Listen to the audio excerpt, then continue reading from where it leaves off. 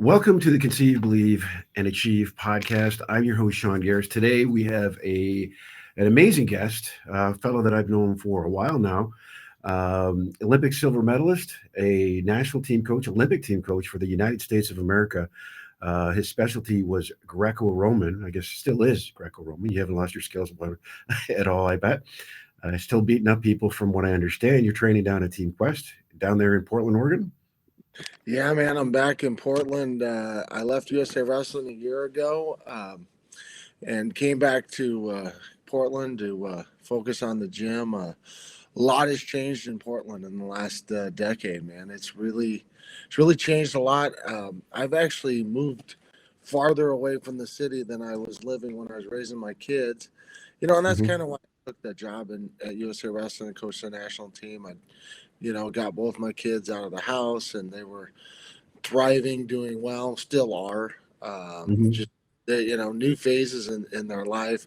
The only sad thing was my daughter moved out to Colorado, and she met her husband, and she still lives there. So we still got to make some trips back to Colorado, but it's not a bad place, brother.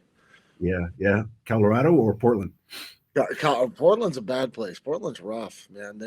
We need a Mm. lot of help, and we've since created a nonprofit to support kids, young youth kids that are stacked on top of each other in urban centers. We now live in our gym is now in one of the highest density urban center in Portland and all of the state of Oregon.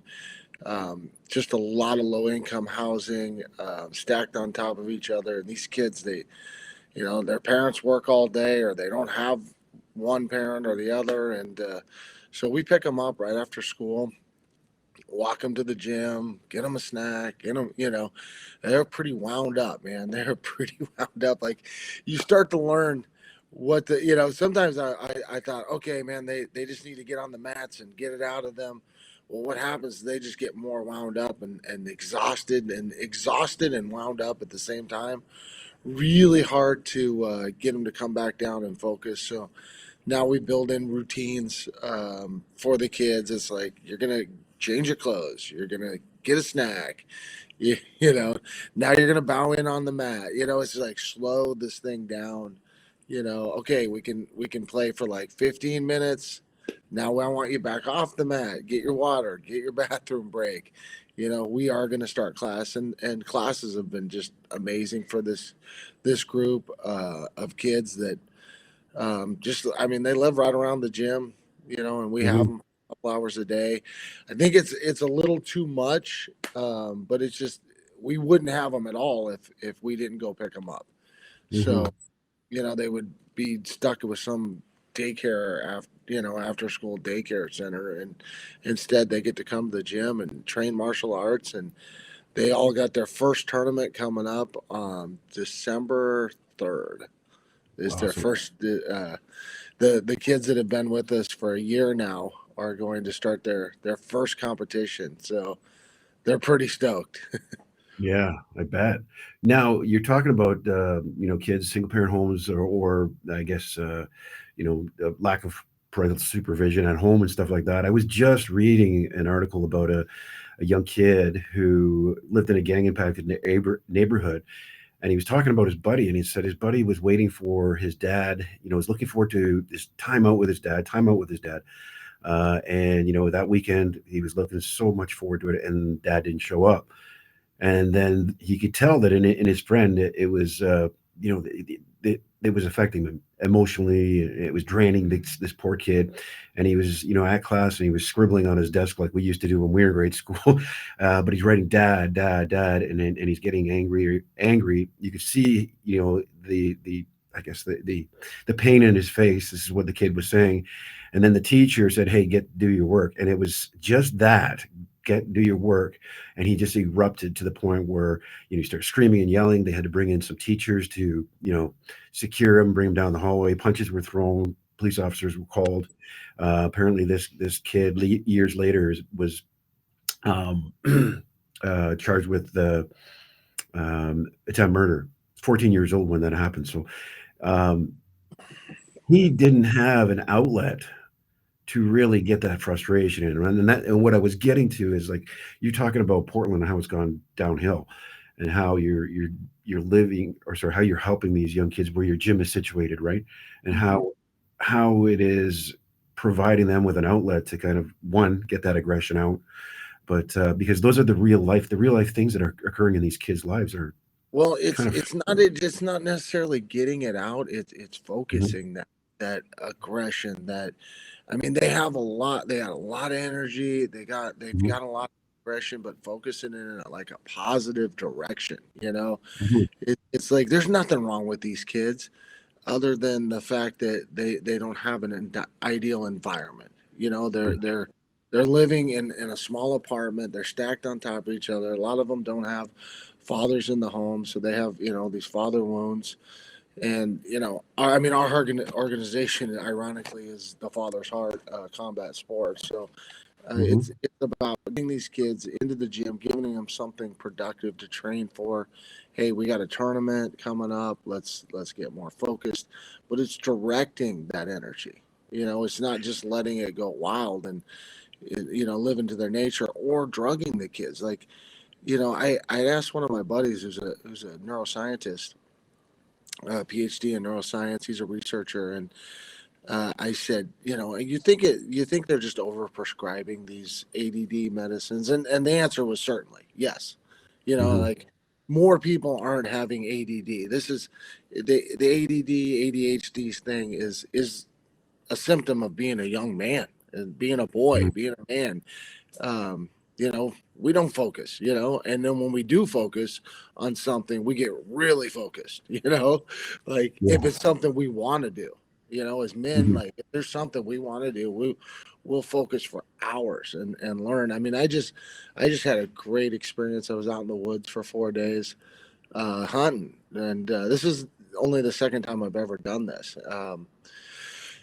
And there's a lot of things you got to focus on, and things happen really quick. Like it's slow. You're hiking, you're chasing, then all of a sudden you know that they're probably down there, but then you walk over a little crest, and there's all these horns sticking up, and you're like things get crazy fast. mhm. And then after you kill an animal, it's like, okay, now 4 hours later you're dragging it out of the hill over the rain, and that's hard to stay focused. But yeah, I mean, that's kind of the reward of the whole process of going out and committing to something. And these kids get an opportunity to commit to things. um, but my friend said no, it's not just that they're over prescribing these drugs, and they're over diagnosing these things. We're literally giving kids ADHD by the media they're consuming. Mhm, Everything is these short hits, the shorts, the reels, the TikToks, the bang, bang, bang, bang. Even their cartoons yeah. are being cut about every second or a half a second. They're doing a cut, and so it's just like they don't want you to focus. They want you to constantly be overstimulated and hit the dopamine centers, and the front cortex of the brain is just always firing. And when you get them in the gym and they're training, they're sweating, they're breathing hard, and they're working out, and they're doing something that they're designed to do. This is the way they were created in God's image to Mhm, you know be young men. And one of the other things that we're lacking is outdoor activities. And I mean, I have another big project. There's 90 acres. It used to be an old quarry, and I mhm, think we can. I mean, the environmental BS and stuff. It's like, man, just plant some trees and let's get some kids out there playing. mhm, But they've got to the city, the state. They got to, I mean, they got to spend money. They, mhm, they got to spend money. They got to create problems that they can. That the only solution is more government. mhm, It's like we have a problem. We need more money from you, and we need more government, administrating these funds. And mhm, none of the funds make it to the problem. They make it to all these administrators. And but there's 90 acres right behind the school that I pick up the kids from, which is at the end of the block from my gym. mhm, And and we could turn this into like a really beautiful outdoor activity area for kids to get into nature. But right now, they won't even let us into this space because it was a quarry. It might have toxics, and I mean, I played Mm. as a kid. I'm fine. Yes, we were growing up. We had a lot of liberties, I guess, given to us by our parents. Oh man, I know. It was like be home before dark, could you? You know, Yeah, we didn't have a cell phone to call them and tell them, "Hey, I'm stuck in the woods. I can't get home." yeah, yeah. It's interesting that you said about your friend, the neuroscientist. Is that what Yeah, he was? yeah. Doctor. There's a there's a psychologist up here. I don't know if you've ever heard of him. He's making a lot of noise, but Dr. Jordan Peterson from the University of Toronto. Yeah, But you he's have pretty heard of popular. He's a pretty popular guy. I actually didn't love his book. Everybody was going about this 12 rules or something. I picked it up. I read it. Okay. I mean, common sense stuff. But him? I've heard him on interviews. I think he's part of Ben Shapiro's organization. I don't know. Yeah, Yep. he's popular. He is very Yeah. popular down here as Well, well. I just scrolled across and one of my things, and he was actually saying the same thing. He was saying that a lot of these kids are over medicated, and he's talking about here in his domain where he operated, and and he was dealing with personality disorders and all stuff like that. So I'm assuming he's kind of an expert in that. So as I'm listening to him, and it kind of makes sense because you know, and then again, what you said about the this age, this day and age where it is click and the dopamine is released, click, click, click, click. Everything that is made for these young kids that come through their phone or through their computer, it's all about instant dopamine release, right? That's the way companies have geared it, and nobody is protecting these kids from it anymore.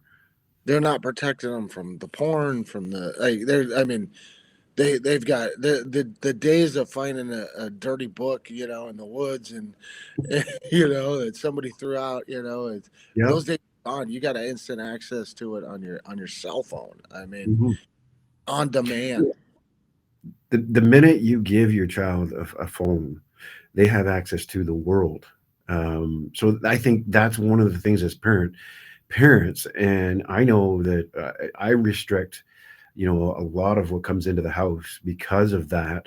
If you think about, cell phones, and I talk to some of the kids and parents in where I work, and I tell them like listen, do you lock the door at night? Most people do in the cities, right? I don't know about you in your cabin, Yeah, but you lock your door because you're afraid that somebody might come in and steal your stuff or do whatever. But if you do that, why would you let your child go up to their bedroom with their phone? Because you're letting hundreds, if not millions, of people access to your child, and it's not your child you should be worried about. If you brought your kid up with good values and stuff like that, it's that one person that has been doing this for a living that is trying to reach your child, and if they do, it can cause tons and tons of problems. And I've seen it where with human trafficking, it just turns around a kid's life within 8 hours. It's and that's you know this because you deal with this stuff every day, and you're right. You're letting the world in, and not the kingdom. I mean, you're either pulling hell up, or yeah. you're bringing heaven down. Like, and it's we're dealing with a lot of demonic spirits right now. Hmm. That these spirits are the same spirits of Babylon, and Hmm. but they never die. Demons don't die. No, so no, so no, they either. just they're just tormenting the next generation, and Hmm. uh and our kids are really vulnerable, and we have to protect them, and we have to provide opportunities, we have to protect them, and that's what we try to do at our gym. I mean, Hmm. I don't think anybody could surpass the amount of guys that we put in the UFC, guys we put in for world title fights. And I mean, we had a lot of guys come through our gym that have been very successful in mixed martial arts. And now I Hmm. think the next generation is about, training up young men to be strong, brave warriors. And maybe some of them will follow that path of, Hmm. using this as a career for a sport. Because these are the same guys that were Ed Hermans and Chris Liebens and uh, Nuno's, and there's just, if I went through the list, people would be like, oh yeah, I remember that guy, I know that guy. Mhm. These are the same kids that I got when they were early 20s, but now they're 5 to 8 years old. Mhm. They're the same boys from Southeast Portland. That Mhm. grew up in a tough environment. Their parents weren't around, or they were doing drugs, Mhm. and we see it every day. It breaks my heart when a kid's crying, just like you were telling me that story. Because his dad didn't come pick him up. Well, these kids are, before classes even like, I don't know if my dad's gonna be up today. And like, he'll be Mhm. here, I'm sure. And if he's not, we'll stay right here with you till he does. It's like, Mhm. it's hard. It's heartbreaking. Yeah, as a mentor, as a father, to see that sort of thing does torment your soul. Like it's a horrible thing to see that a young child gets put through something like that. And it's our Hmm. job as fathers or as mentors, coaches, teachers to step up to the plate and provide that community that is responsible for bringing these kids up. Yeah, it is very valuable. I hate the Hillary Clinton cliche of it takes a village to raise a child. No, it literally doesn't. It takes two super engaged parents, Yes. two, Yep. not one, Hmm. and you can raise a very healthy, productive child. I can prove it. you know, um, but if you don't have those things, somebody has to step into the gaps Yeah. and fill those missing father wounds and stuff. And we've got some dads that are there, and having a dad's better than not having a dad, even if your dad's, you know, drunk and on drugs and not Hmm. picking you up on time. It's still better to have a dad. Hmm. Yeah. It's and I think there's data behind that as well as single parent households with without father figures. There is a higher proclivity for these young kids to get involved in criminality, um, and it just gets. I think I think it was one of your presidents that actually, I think it was Obama at the time, had mentioned that they need father figures, but there is data that supports that as well. So, Yeah, but there's. why all the policies to Hmm. remove fathers from the home? The policies directly impact this. Here, Yeah. if you don't have a man in the house, we're going to feed your kid, we're going to house your kid, we're going to give you your own apartment. It's they incentive you get more of what you incentivize. Hmm. So you can talk all you want about that, but unless your policies actually reflect that, we've and I know up in Vancouver area, I don't know about Toronto, but I know up in Vancouver, there's a pretty big drug epidemic with fentanyl and all that. Yeah. I think it's a West Coast thing. I don't know for sure. I live in the West Coast, so I see it up and down Seattle, Vancouver, Hmm. Portland. I don't go down to San Francisco a lot, but it's the fentanyl that's really attacking these liberal cities, and we're trying to solve these problems by we passed a measure 110 where we decriminalized every drug, um, state of Oregon. Hmm. And I was living here at the time. I was living in Colorado, and I was just on a town hall with the news station, and everybody wants to do this harm reduction where you pass out needles and pipes so they can smoke, so they can get clean needles. You hand them Hmm. Narcan, and you just enable this process until eventually they're gonna die. But Hmm. they keep enabling it instead of saying, "Hey, there might be some consequences if we want to stop this. We could probably enforce some laws." I don't know. You're Hmm. the law and order guy. Well, I can tell you, what ends up happening when you take away. So drugs are a major financial, I guess, gaining for gangs, right? You utilize drugs to Fun thing. thrive, to get Yeah. things done, to get themselves rich, right? So when you take that away from a gang member, let's say a street gang, you have a street gang somewhere in in your neighborhood or in your state, when you take their financial gains away from them, what do you think replaces that? Because they're not going to say, "Oh well, you know what, I can't make any more money. Just going to give up." They're not. What they do is they look for other things to do that are going to gain money, whether that's robbery. And this Mm-hmm. is the one that really bothers me, is that it's replaced, and it's being replaced by human trafficking. And it's not human trafficking when it comes to, I think, when we were growing up, um, it was I guess human trafficking was seen as, people coming from different countries and, then being enslaved in sex trade or just work. That's no longer happening that way. It's actually kids from your own backyard, your small towns. These guys are recruiting them over the internet, and they're doing a great job through it. All they have to do is feed them a bunch of, lines about, "Hey, you look so pretty," or, "Hey, man, you're cool," just building up their self esteem. And the turnaround from human trafficking, and I've talked to officers that have worked in our human trafficking unit, is pretty quick. It can be about 8 hours, and it just takes it like that. And then you're being prostituted, whether you're a boy or a girl. You're being prostituted around the state or around the province or the country, because the more they travel, it's harder to actually catch the trafficker, right? And that's the way these kids are being, trafficked, all over not just one state, but they're going all over. But the thing is when you do, and that the point was, you take away my financial gains through the drug sales, I'm going to find another means. And I don't think when policymakers look at, oh, I've got a great idea, I don't think they look at the entire issues that come along with it. Because you're going to make a decision. There's going to be some other things that are going to be cause some issues too, Well, right? I mean, the other thing with even the user on the user level, Shawn, is Mm, if they can't get what they need, I mean, yeah. they're going to go steal your catalytic converter. They're going to steal your car. Property crimes are through the roof. Mm-hmm. Not the same as human lives, but it's some of the same problem. Yeah. So, yeah, Yeah. I Yeah. mean, on all this stuff. So, we're trying to make an impact and and create this for some of these kids.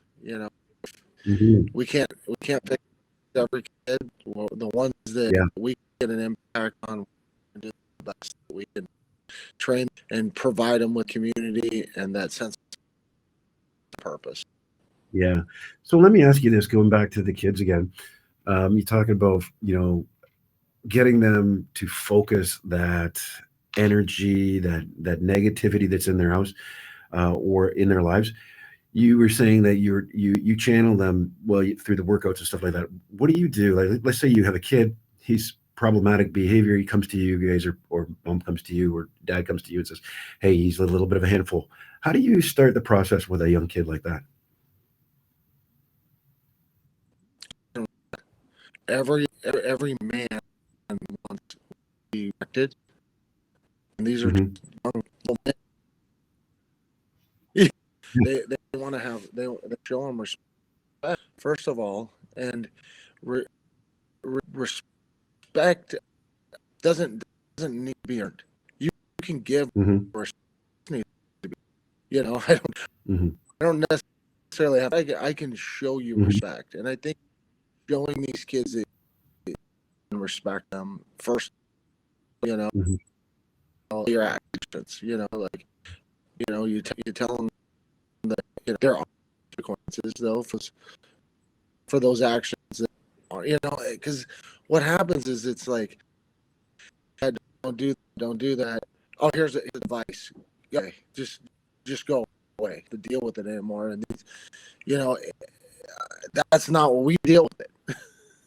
you Hmm. know, we get down on the mats, we their level, come straight in the eyes, and we're like, you understand. Half the time they're not listening anyway.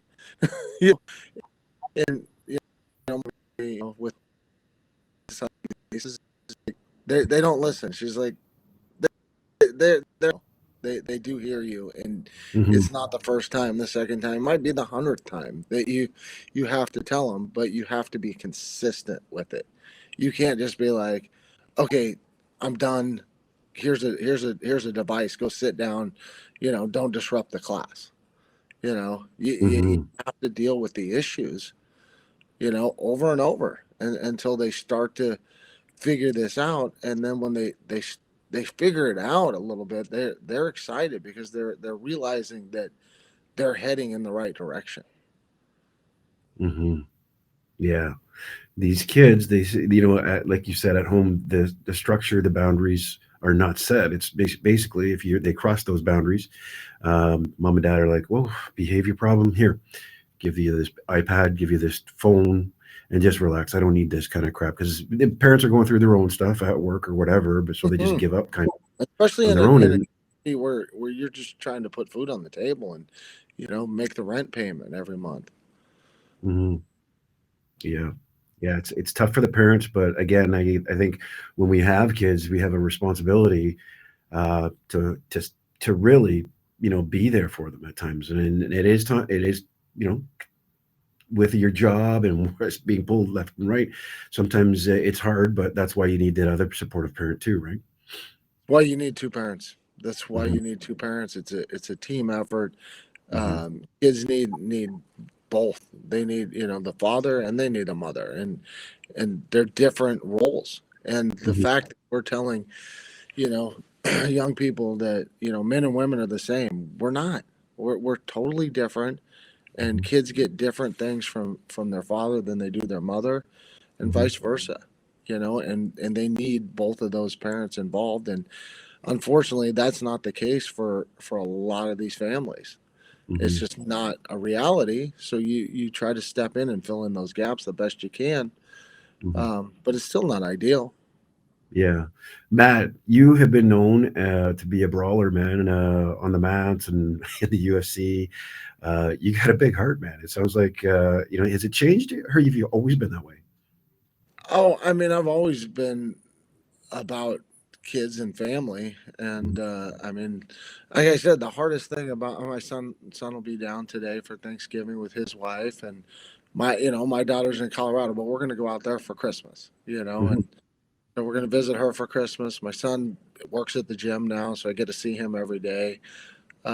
Yeah, I mean, that was one of the really nice things about while my kids were in their school years. I would my career was as an athlete, fighting MMA stuff. And so you train hard, 2 hours in the morning, 2 hours at night, and I could get up before they even got out of bed and get my morning lift in, and get them off to school, pick them up from school, go to afternoon training. So I had a lot of flexibility in my schedule to spend time with my kids Mhm. and be around them and be engaged in their lives, because you're only going to get so much time. Once they're grown, it's like come down for the holiday weekend. And I am very blessed that James works with us at the gym now. Mhm. Uh, but and my daughter, when we were living there in Colorado, she just got out of her grad school and was starting her career, and was like, well, I think you guys are living in Colorado. I'll come out and do a job search out there. Mhm. And so, I mean, that makes you feel pretty good Yeah. when your daughter wants to move out and then you end up leaving her. That's the hardest thing. I think probably one of the biggest things I accomplished was, my daughter's 16th birthday, and I said to her, well, your birthday's coming up in a couple weeks. What do you want to do? And she's like, take me up to Max Canyon. Let's steelhead fish for a week and hang out and hang out and camp and get up and fish every day. So, I mean, on her 16th birthday, you know, we spent a week fishing, in That's the all. mountains, and we have a lot of great memories just from that single trip. Mhm. There was a big mountain coming out of the canyon, Mhm. and she goes, how long do you think it'd take us to get to the top of that, Dad? I'm like, I don't know, babe, but at least a couple hours. She's like, you want to hike it tomorrow? And I'm like, yeah, we'll hike that tomorrow. And but here's the deal, sweetheart.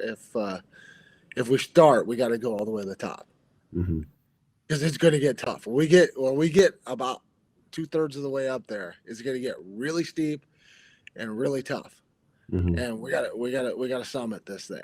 So Yeah. it literally did. And I was like, I told you. She's like, we can just go back. I'm like, no, we started. We're gonna get to the top. But it was just kind of ironic when we got to the top. There was actually like a place where you could scratch your name in a plaque somebody had put up there, that you could scratch your name in there, like we made it. There was a few other people that had made it already up there, Nice. and somebody else up from the canyon was like, "You think I can get to the top of that?" Hmm. So I mean, it's just spending time together, and knowing that you're loved. I think that's really important. Yeah. I'm listening to you talk about your relationship with your daughter, which is awesome. But I also see that you're teaching her a valuable lesson in life, one about perseverance. No, we're not going to quit. We're going to keep on going. Is that something you learned from wrestling, or is it something you learned from just your own parents? I definitely think. I mean, I had a very blessed upbringing. Hmm. I grew up next door to my grandparents, and the house next door was my great grandparents, and I was always around family, and I was always around really good male role models. I mean, I just Hmm. had strong men that were around me, like loggers, plumbers, like just dudes that got up and went to work and provided, and came home and loved their families. And so I mean, I think that definitely helps. But I think when you start a sport like wrestling at an elite level, martial arts, I think it accelerates that. It's throwing gas on the fire. It's like, yeah, I got a little bit of these tendencies, but you really start to develop it and hone it and understand that, man, this is a lot harder than it's going to be. Hmm. I mean, I told my that's the moral of that story. It was like, yeah, it's doable, but it's going to be Hmm. tough. There's Hmm. going to be a struggle. It's going to be hard, and that's just Hmm. a life thing. I mean, it's going to struggle. It's going to be hard until we're done. We got to keep pushing forward. And hopefully we can inspire and encourage some other people along the way. And Hmm. that's kind of what I'm trying to do right now is literally pour courage into these young students that I got in the gym. I mean, they're hard to deal with, and they're tough sometimes. you Yeah. know, it's like I look at these kids and they're like, "This is hard." I'm like, "So is dealing with you." Like yes, yes, this is all hard. Yeah. Yeah, it's like that perseverance is still, it comes in handy if you had it, and you, like you said, you have the background in wrestling, MMA. And again, I was going to go Man, right to that. sun You beat me to it. right. 'Cause sorry, that. I said that sun was coming up, and you don't see that a whole Oh, lot here in the Northwest, dude. mm, Sun's you coming gotta up. savor those moments. Yeah. Yeah, Well, it's probably that's awesome. noontime where you're at. It's morning here on this coast. Yeah, it's 12:30 right now. Yeah, so Yeah. you West Coast. I actually got to experience that time zone when I was going to school down in Fresno City College. Way too hot though for me down there. That's why I came back up to Michigan. Yeah. It's pretty warm down that valley. Yeah, yeah. So I wanted to talk a little bit about your wrestling and how, because I mean, it's been told this before, but just for maybe our viewers here, but the nickname you have is the Law, and of course you're talking to a law enforcement guy right now, but like, how did the name come about? Well, unfortunately, there's a lot of politics in sports. Hmm. A lot of politics in life. It's just you deal with organizations and leadership all the time. And when I got to the Olympic trials in '96, I lost the match. I didn't make the team. I went with the team to Atlanta as a training partner and got to experience what that Olympics was going to look like. And for the next 4 years, I mean, I just push through to make sure I wasn't gonna, you know, miss that opportunity to go to the games the next Mhm. year. And I got to a level where I was competing with the best guys in the world, and I wasn't concerned about the competition in the United States. Mhm. I was on the previous four world teams going into those games. The guy I was wrestling in the finals of the trials, I'd beaten the last 13 times in a row, Mhm. and a match was completely misjudged. And Mhm. when it was misjudged so egregiously, you were like, "Man, there's politics at play in here." Mhm. But there's a process, and I'm going to follow this process. And it was filing a protest and have the match reviewed under video. That was Mhm. within my rights. Um, I didn't write the rules. I'm just following the rules that are placed in front of me. And I was told we are not going to review the match because it's judgment. I said it's not judgment. You misapplied the rules. Mhm. And if you watch the film, you'll see where I misapplied the rules in our sport. Uh, Make the correction, and we'll do a rematch. Mhm. And they said, no, we're not going to do that. Well, so I filed the papers. I paid the fee to file the papers, and they just refused to review the match. They just said, yeah, we got video. We're not. Mhm. And you're like, so I can't prove that I'm right, even though I can prove that I'm right immediately. So the next step in the process was take this to the Greco-Roman Sport Committee within the organization, Mhm. and so they're going to not necessarily review the match, but they're going to at least look at the and make a recommendation. And Mhm. at this point, they started plucking members off of the sport committee that may Mhm. have had bias. Well, everybody innately has bias, Shawn. Mhm. There's bias within. That's why you have a committee. Mhm. You don't have an individual committee because everybody's going to have bias. But they selectively took people off the committee that may have voted in my behalf.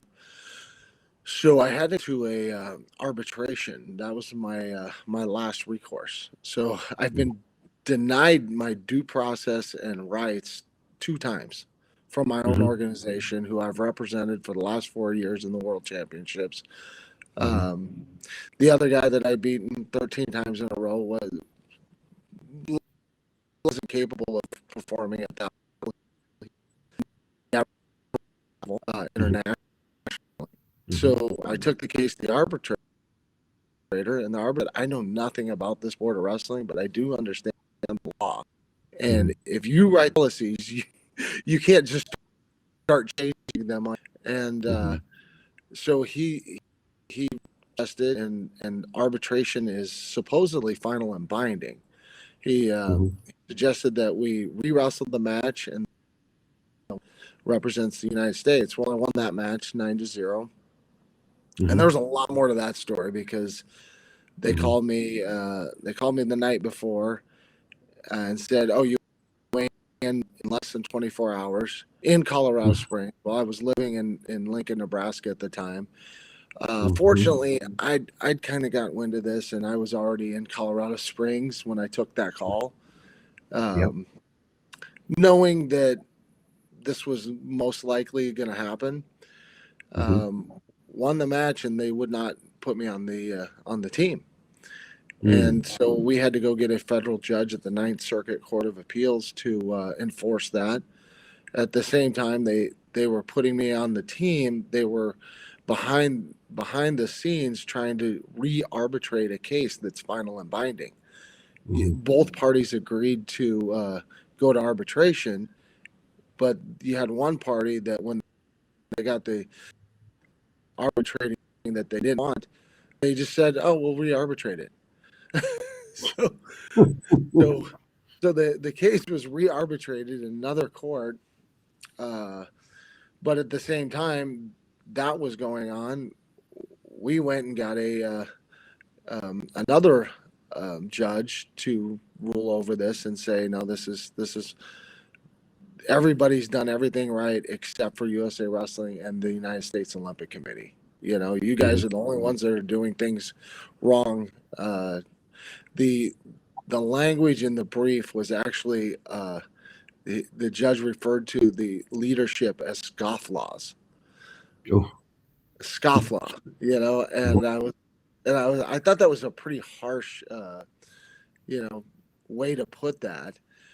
Mhm. Um, so ultimately, the case ended up in the United States Supreme Court. Um, the Supreme Court reviewed looked at what the Ninth Circuit did, and said, no, you, you know, under orders of the U.S. Supreme Court, they put me on the team, took me to Sydney, and well, we were actually in Canberra training camp. When I got to Sydney, walked in the opening ceremonies, the organization tried to reopen the case in the International Court of Arbitration for Sport, Mhm. and the judge, we're in Australia. The judge in Chicago gets woken up in the middle of the night, and he's like, "Yeah, there's nothing I can do internationally. My jurisdiction only extends throughout the entire United States. Mhm. But no, if you ever plan on coming back, we'll have air marshals waiting. So go ahead and re-arbitrate this case a third time in an international court. But I'll have air marshals waiting to arrest you when you get back. So Mhm. you make the decision." So after walking in opening ceremonies and more days, that Mhm. that time, those 2 days in between opening ceremonies and competition, they ultimately dropped the case, and I got on the scale and entered the tournament and made it to the finals. Didn't Mhm. win the finals, but walked away with a silver medal. So I was pretty satisfied with where I was at. Mhm. Must have felt pretty good to have that result after going through all that. Um, I've learned that during stressful times and the harder things get, the more focused I can become. mhm. And it's like, yeah, I'm capable. When shit's going down and things are going bad, I get a lot more focused, and I can accomplish whatever the task is that needs to be taken care of. Mhm. Um, I think it's a good quality to have. Oh, for sure. For sure. Take you a long way in life. So, who was the first person that called you the law? I think it was just the guys in the training room, Randy and Jail, and a bunch of the athletes I trained with every day just started laughing, making fun of it. So I was like, yeah, that'll stick. Yeah, yeah. That's cool. That's neat. So, people still come up to you and call you the law? All the time, all the Uh, time. I nice. still get called Gumby from some of the guys when I first started wrestling, Sean. Oh, yeah. I first started. I was in high school. I didn't even start the sport till I got into high school. Mhm. I was wrestling with guys that have been doing it since they were like 5, 6 years old. Mhm. Just took beatings from a lot of these guys, and what I realized is there's a period to start. It's not, you don't start a kid at 5, 6 years old unless you're just having fun playing, developing like we're with our young kids that are 5, 6, 7, 8. Yeah. We're getting them on the mat, but we're not training them at a high level. They're going to one competition that's been planned out for months and months, and they know that this, hey, it's not going in, getting the experience, learning what you don't know, so we can come back to the gym and we can fix those things, we can develop those things. It's not putting the process is more important than the result. Mhm. And trying to develop that in these young kids. But what I see through a lot of youth development in the United States is it's like we want to get our kids national titles at 6, 7, 8 years old. And what I see over and over, by the time that kid's been pushed and driven, he hasn't developed the want to, the know how to. It's been dad and mom and the coaches that are doing the pushing. And there's a point where, especially when the athlete turns about his teen years and he wants to start getting his independence, he's like, man, I don't want to do this. I've never wanted to do this. This isn't for me. This has been for somebody else. Mm-hmm. And that was never the case with me. It was always, this is what I wanted to do. Mm-hmm. Once I discovered the sport, I was like, oh, there's a level to this, and there is so many levels. Mm-hmm. You talk to people or kids or parents, and it's like, my kid's so good. It's like, yeah, sure, he is at that level. Mm-hmm. Yeah, he's great Yeah. at that level. But Mm-hmm. there's constantly different level. In sport. Yeah. Yeah. Part of the reason why I started this podcast more so for to really kind of broaden my coaching experience and learn from coaches that are out there, experienced wrestlers, experienced athletes. And I had a turn to actually interview former University of Michigan's swim coach, guy on the TV there behind me, named Okay. Jim Richardson. And one of the things, he's a very I love this guy. He's like he's kind of like your grandfather. You want to sit across the table from him and just learn about life from him. And of course, he's swimming. I'm wrestling. I sit there and I'm Yeah. listening to. Of course, at first I think I'm not going to learn anything from this guy. But I will tell you, when you talk about parents and how they put the influence um, on these kids, they influence them to perform. It's more these parents are trying to live through their kids. And he Hmm. talked as I was sitting in the natatorium, listening to him talk to a bunch of parents at this swim camp, and he was talking about how the parents, they focus on the uncontrollables being you know the wins, the medals, because you never know if you're going to win. It's because there might be somebody tougher, and as a result of that, what ends up happening is that kid always thinks about, okay, well, and we talked about dopamine release earlier, but my dad gives me a hug when I win. My mom gives me kudos when I win. Same thing with math tests, right? In the classroom, when I win. And what he said really hit me because, I mean, of course, I've been through it as well. But he said, you need to focus on effort and attitude. He goes, effort and attitude will outwork talent any day. And, after that talk, I was like, my goodness, this man is a genius. And I got to listen to him talk more and more and more. And I did a podcast with him, and I will tell you, the man is all about athlete development, very similar to what you're talking about as well, and how the focus needs to be, on the journey of the individual. Otherwise, you're going to repel, and the kid won't want to perform because there's too much pressure at home. What's your Well, thoughts yeah, on? my goal with these young kids is just to develop a lifelong passion for martial arts. Hmm. And wrestling's my first martial art, and probably the one that I'm the most familiar with and understand, and have coached at the highest level of the sport. But I've also coached, the highest level in MMA. Hmm. I've coached guys in world title fights in the UFC. So I mean, I do have a pretty deep understanding of that. But when you talk about youth development, I mean, you can't be thinking, this guy's going to be the next UFC champion. It's at 5, 6 years old. It's like develop the passion and the love for the sport and the process. Hmm. Develop develop the love, Yeah. of wanting to do this. Then then you've got a chance. Yeah. You got a chance that he's going to even continue in the sport and do this. And so all we want to do is create an outlet for these kids to have an activity to do that's super positive. They're around great mentors. I've got a lot of other great coaches that are in my gym helping. My wife's in there because some of these kids don't have a mom too, and Mm. they really crave that. you know, it's pretty cute to see some of Yeah. these kids that you can definitely tell the ones that don't have dads, and immediately tell the ones that don't have moms, because who they kind of gravitate to. Uh, it's and there's one little guy.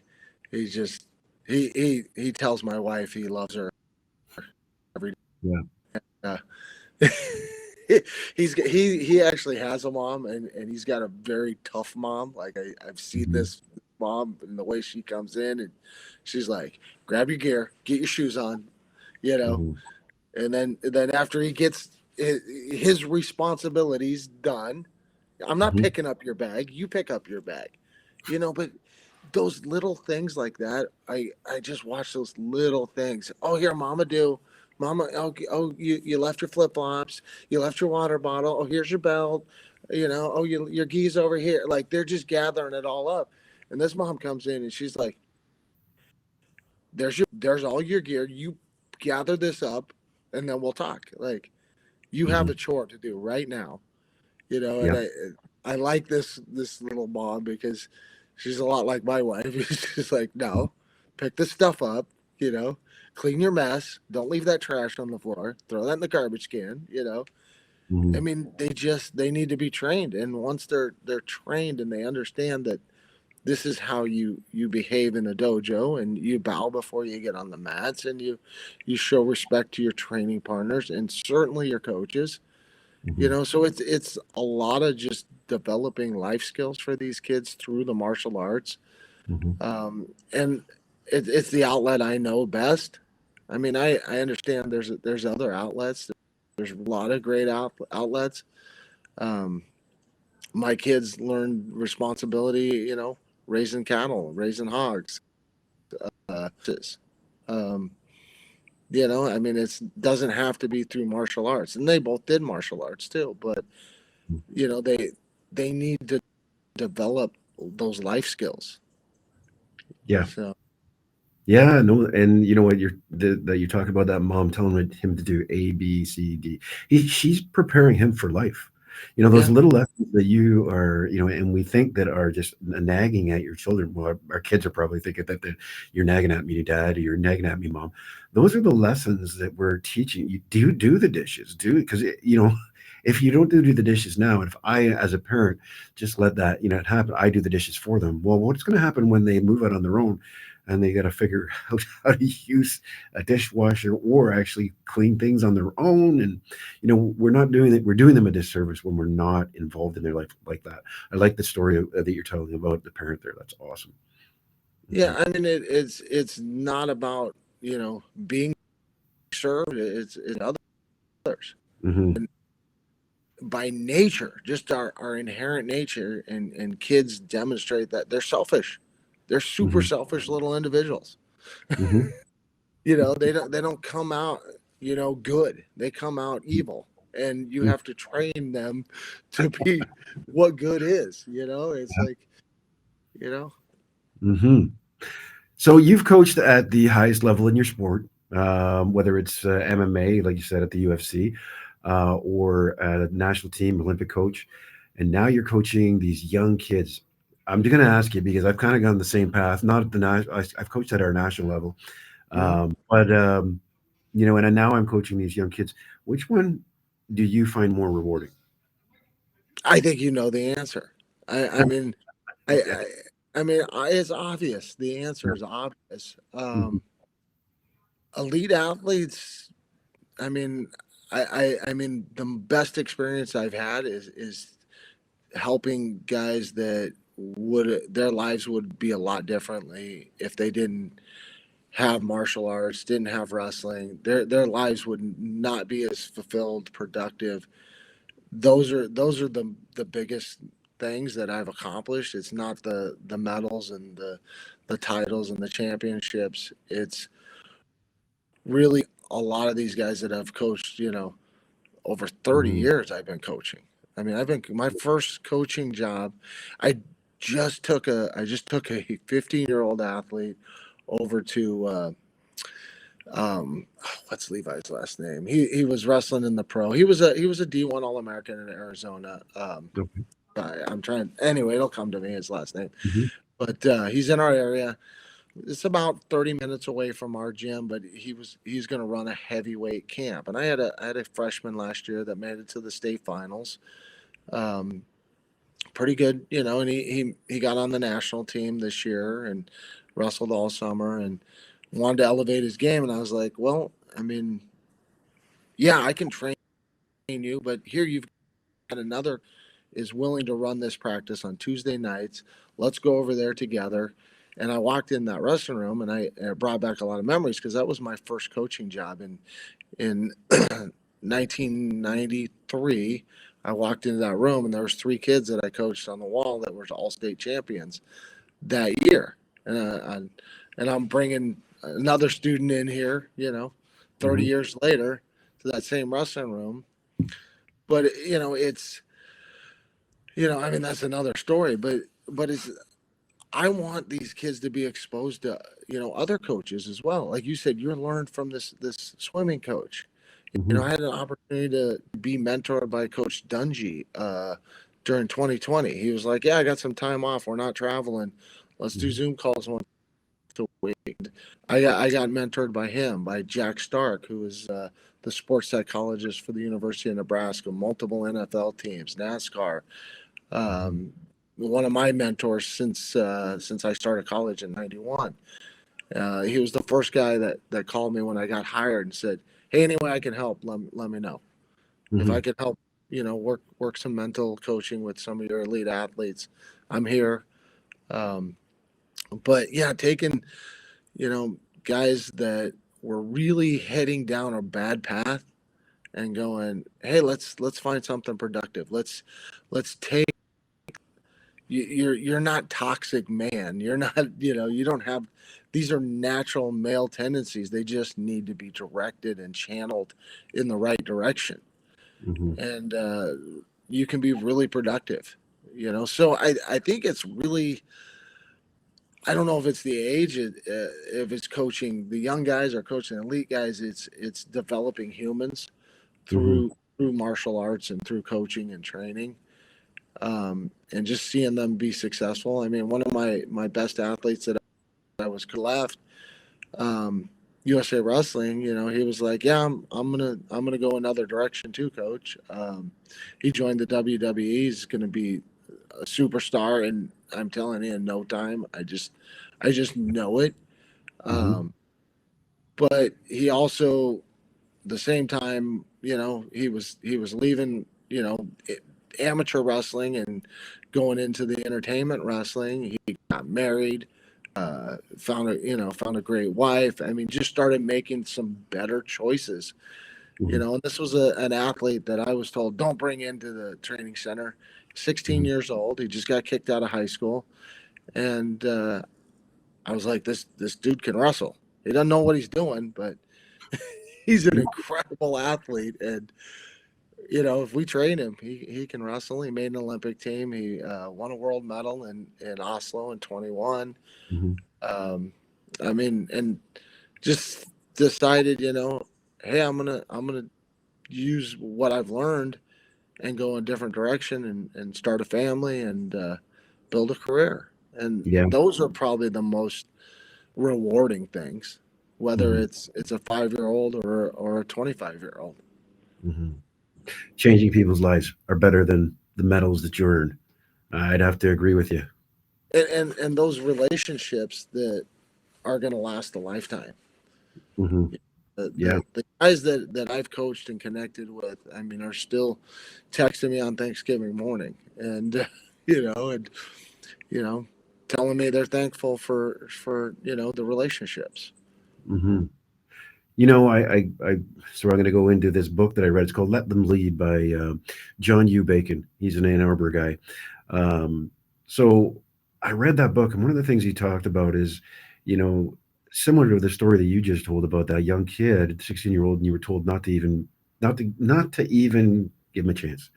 Yeah, You got to think about when you don't give these kids a chance, what happens to them when you don't. So it should be upon us to say, you know what, no, I'm going to work with it, and I'm going to do this. There's a mindset for a lot of people that, I don't want to put into these kids, and if you do, you see results.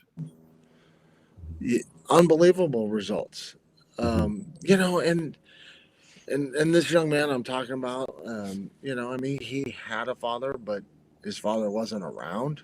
Hmm. And I think one of the biggest things that probably has changed his life was having somebody that was like, listen, you got to forgive your dad.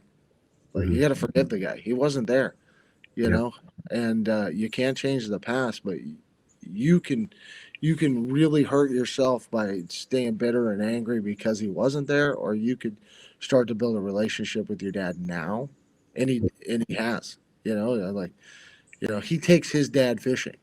Mhm. He's like, let's go fishing. I know how to catch fish. I'm gonna take you now, Dad, because you Yeah. never took me. Yeah.